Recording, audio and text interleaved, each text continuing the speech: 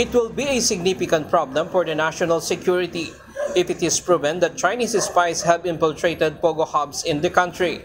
This follows the discovery of more Chinese military uniforms and a police service medal in the search operation at the illegal Pogo in Porac, Pampanga yesterday, June 12. So, medyo malaking problema po ito para sa bayan natin kung mapatotohanan natin na meron nga nakapasok na mga espiya sa mga scam farms na ito. If these items are authentic, the PAOK is considered two things. First, there might be a veteran police officer or soldier from China working at Lucky South 99. And the second possibility is that there are spies hiding in the Pogo hubs.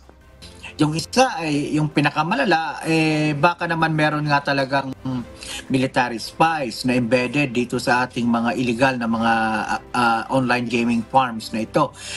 Bear in mind, these are scam farms. These are what I dub as conduits of money laundering, no?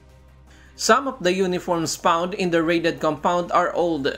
We've talked to military experts from within the intelligence communities, and apparently they agree na ito nga po ay mga authentic na mga military People's Liberation Army uniforms. But then again, tama po kayo, dated na po ito. Meaning to say, mga lumang mga uniforme. So po pwede mga veterano nga po ang mga may-ari nito. However, until there is concrete evidence of espionage, the PAOK will maintain that these items are merely part of a collection. Meanwhile, the identity of the owner of the Lucky South 99 has been identified.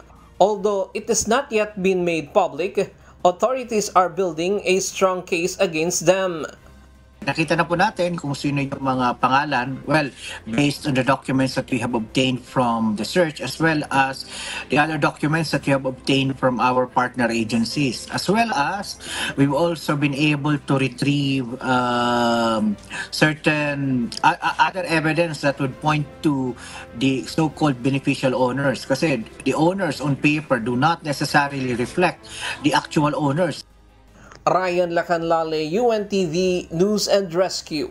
We serve the people, we give glory to God.